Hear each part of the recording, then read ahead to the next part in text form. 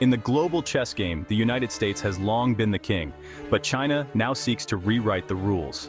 With industrial might and relentless ambition, China casts a shadow, challenging the order that has kept peace for decades. This is not a friendly competition, it's a struggle for the future, between freedom and authoritarian control. Helicopters are the cavalry of the modern age, lethal, fast, and able to strike where others cannot. In Afghanistan and Vietnam, American helicopters proved their worth, projecting power in ways jets and ground troops could not. The People's Liberation Army knows this, pouring billions into its own fleet, reverse engineering Western designs, and parading machines like the Harbin Z-19 Black Whirlwind. But a menacing name and shiny paint don't make a weapon effective. True military power is forged in experience, not just built in factories. China's leaders, blinded by propaganda, mistake quantity for quality, and assume their pilots match America's battle-hardened aviators. This is a fatal miscalculation, a delusion that puts the world at risk. The gap between perception and reality is dangerous. An incident in the South China Sea would soon expose the hollow core of China's supposed military prowess. The world would see the difference between real power and propaganda. In the end, only experience and proven capability matter. The stage was set for a confrontation that would reveal the truth. The South China Sea is a vital artery for global trade, and the US Navy has long guaranteed freedom of navigation here. China, however, claims nearly the entire sea, building artificial islands and militarizing them in defiance of international law. This is a slow-motion invasion, turning an international sea into a private Chinese lake. In response, the US conducts freedom of navigation operations, assertions of international law, not provocations. American warships sail through waters China claims, sending a clear message: the world will not bow to Beijing's expansion. During one such operation, the USS John S. McCain sailed near a Chinese outpost. The PLA, seeing an intruder, chose aggression over professionalism. They scrambled a squadron of Harbin Z-19 attack helicopters to intimidate the American vessel. It was a reckless gamble, born of arrogance and misunderstanding. The stage was set for a confrontation Beijing would soon regret. The world watched as the line was drawn in the water. Four Chinese Harbin Z-19s lifted off, ready to intimidate the USS John S. McCain. But the destroyer wasn't alone. Two AH-64 Apache helicopters provided air cover from a nearby US ship. The Chinese pilots buzzed the American warship, flying low and fast in a show of force. The Apaches descended, shifting the dynamic instantly. The Z-19 is a light scout. The Apache is a flying tank, built to dominate. The American pilots calmly positioned themselves between the Chinese helicopters and the McCain. Using advanced sensors, the Apaches locked onto the Z-19s, triggering cockpit alarms for the Chinese. This was the digital equivalent of a gunslinger's hand on his pistol, a silent, unmistakable threat. Outmatched, the Chinese pilots broke off and retreated to their base. The confrontation ended before it began, exposing the vast gap in capability. The Apache's presence alone was enough to end the standoff. America's technological and tactical superiority was undeniable. The Chinese bluff was called, and they folded. The world saw the difference between intimidation and real power. The incident revealed China's military as a paper tiger, impressive on parade, but hollow in reality. China copies Western technology, but imitation isn't innovation.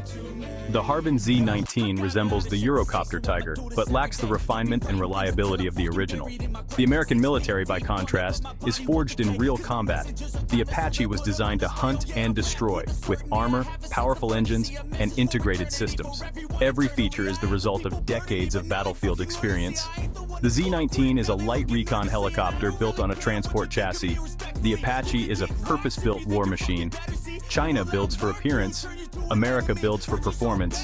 Beijing hopes to deter with intimidation, but the US ensures victory through overwhelming superiority. The South China Sea encounter illustrated this perfectly.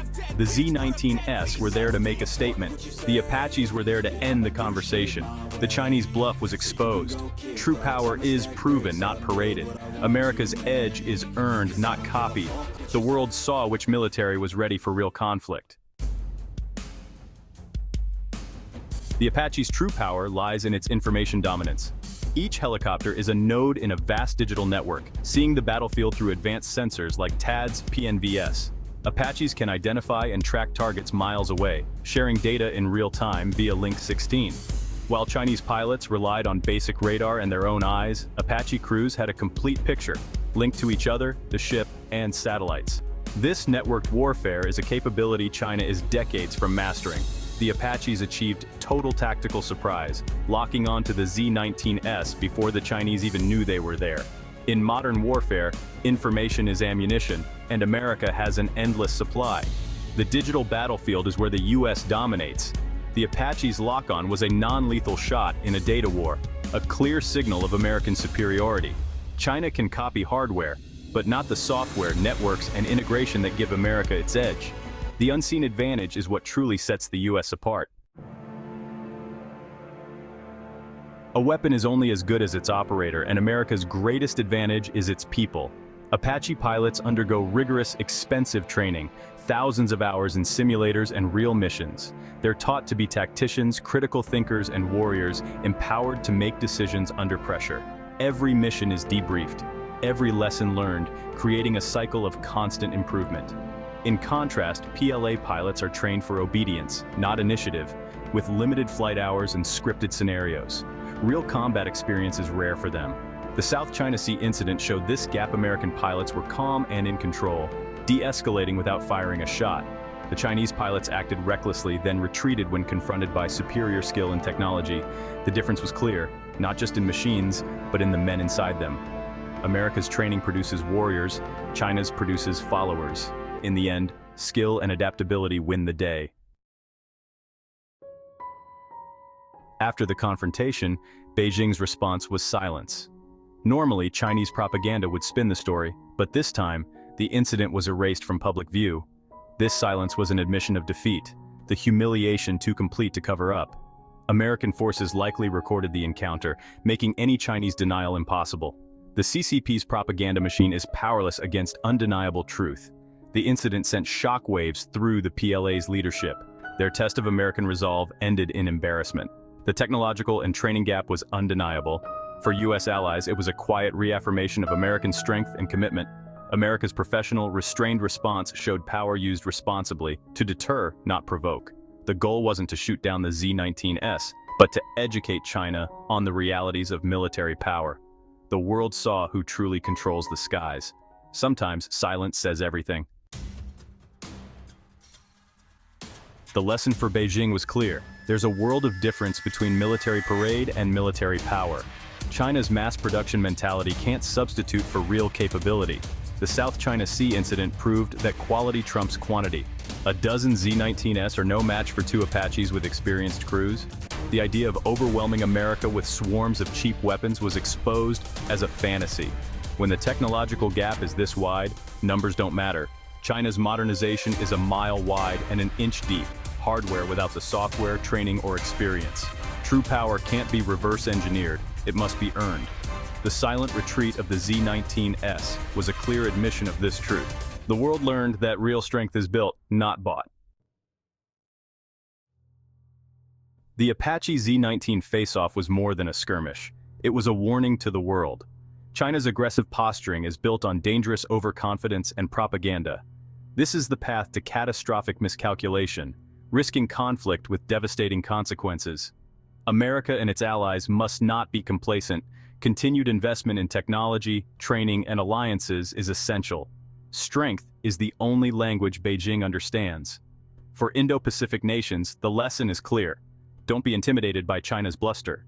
United with the US, smaller nations can hold the line against expansionism. The silent retreat of the Z-19s proved that real power deters aggression. The world must hope Beijing learned this lesson. Otherwise, the next confrontation may not end so quietly. The dragon still fears the eagle's talons.